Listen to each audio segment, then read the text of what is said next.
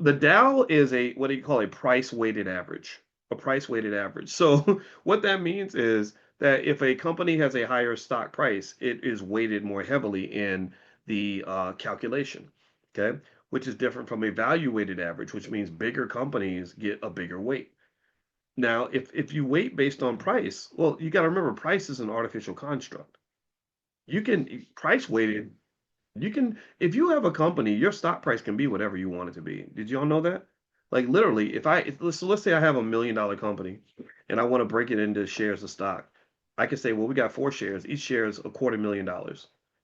So now I have a $250,000 stock price. Or let's say that I have the same company worth $1 million and I say, um, I want every share price to be $1. So we're gonna have 1 million shares that you can buy.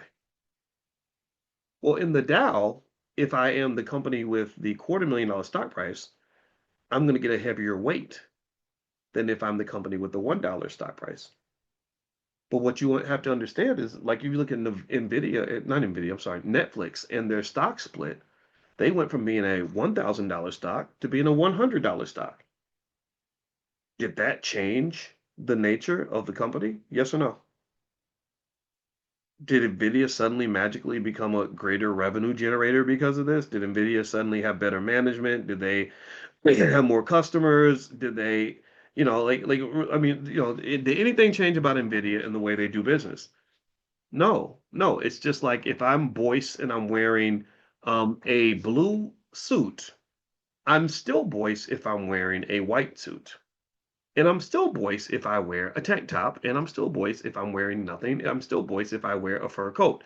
But what happens in the real world? Well, in the real world, Boyce will be perceived differently if he's wearing a blue suit versus if he shows up with nothing on, versus if he shows up in a wife beater versus if he shows up in a t-shirt, right? So ultimately, um, the price of the stock tends to have a cosmetic impact on the valuation of the company. That's why companies will sometimes manipulate their price to give you a different perspective. It's like putting on financial makeup in a way, right? But most experts understand that from a fundamental valuation standpoint, the price of the stock means almost nothing.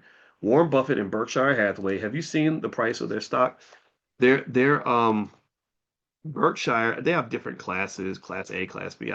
I don't know what they are exactly, but they've got class B. Class B stock is $500. Their class A stock price is $755,420. So, but you can go buy $10 worth if you do fractional shares, right?